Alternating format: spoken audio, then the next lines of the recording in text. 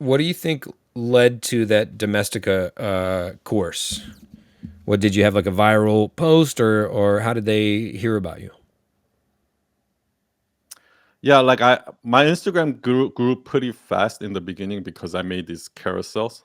I Hmm. call them so this is one of the type of story, like majority of the type of storytelling that I teach I call it myth truth sandwich.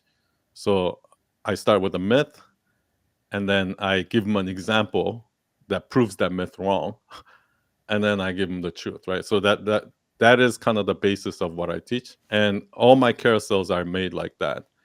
And then so those all of those carousels did like were doing really well. So I grew pretty quickly, and then I think that's how they found me.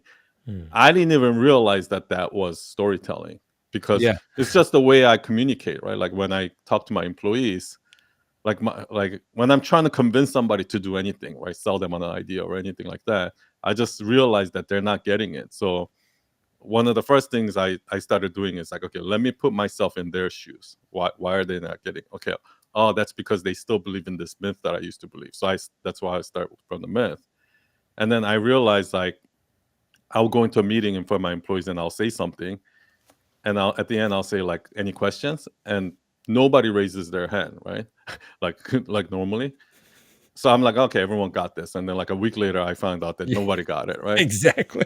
so so what I started doing is every time I say something, I give an advice or make a statement, I'll follow with for example, and then I kept giving examples.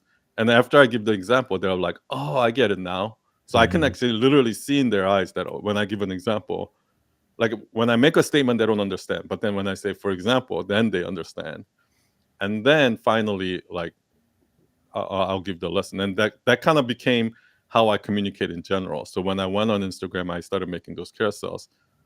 Subconsciously, I was doing that without knowing, and then I guess people call that storytelling.